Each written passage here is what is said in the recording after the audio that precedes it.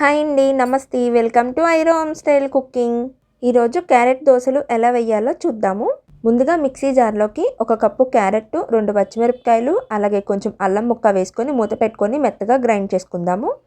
Grind అయిపోయింది కదా, ఇప్పుడు ఒకసారి మూత ఓపెన్ చేసి చూద్దాము. చూసారు కదా, పేస్ట్ మెత్తగా రెడీ అయిపోయింది కదా.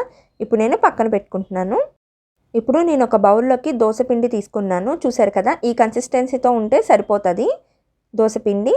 ఇప్పుడు నేను ఇందులోకి ఇందాక మనం ప్రిపేర్ చేసుకున్న క్యారెట్ పేస్ట్ ఉన్నది కదా, అది కూడా వేసుకొని 1 టీ స్పూన్ జీలకర్ర, అలాగే రుచికి సరిపడ సాల్ట్ వేసుకొని మొత్తం కలిసేలాగా ఒకసారి కలుపుకుందాము. మనం నార్మల్గా దోశలు వేసుకుంటాం కదా, దానికన్నా ఇలాగా క్యారెట్ దోశలు వేసుకుంటే చాలా టేస్ట్గా చాలా బాగుంటుంది. చూసారు కదా, మొత్తం అంతా కూడా బాగా కలుపుకున్నాను. ఇప్పుడు స్టవ్ ఆన్ చేసుకొని పెనం పెట్టుకొని మనం దోశ వేసుకుందాము. దోశ మొత్తం స్ప్రెడ్ చేసుకున్న తర్వాత నేను ఒక 2 స్పూన్లు ఆయిల్ వేసుకుంటున్నాను. ఆయిల్ కూడా వేసుకున్న తర్వాత 2 వైపులా ఈవెన్గా కాల్చుకుందాము.